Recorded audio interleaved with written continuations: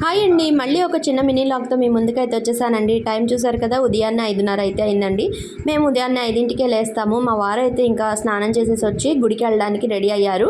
ఇంకా ఆయనకి first coffee అయితే ఇచ్చేసాను. పిల్లలు కూడా లేచేశారండి. ఇంకా వాళ్ళేమో గుడికి వెళ్ళారు. ఇంకా నేను వచ్చేసి నా పనులన్నీ పూర్తి చేసుకుంటున్నాను. మొక్కలకి నీళ్లు పోసాను. జీవనేమో సైకిల్ ఇక్కడే పెట్టేసి వదిలేశాడు. ఇంకా నాకు అడ్డంగా ఉందని చెప్పి దాన్ని అటు ఇటు అయితే జరిపేసేసి మొత్తం మీద పారిజాతం పువ్వుల మీద మనసు అయితే చాలా అయిపోతుందండి. దానికి కూడా నాకు ఒక మంచి స్వీట్ మెమరీ ఉంది.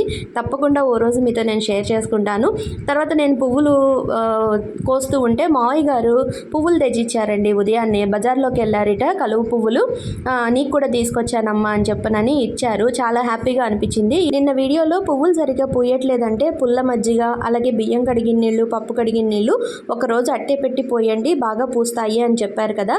థ్యాంక్ యూ సో మచ్ అండి. తప్పకుండా ఫాలో అవుతాను. వీడియోని లైక్ చేసి సబ్స్క్రైబ్ చేసుకోండి. Bye bye.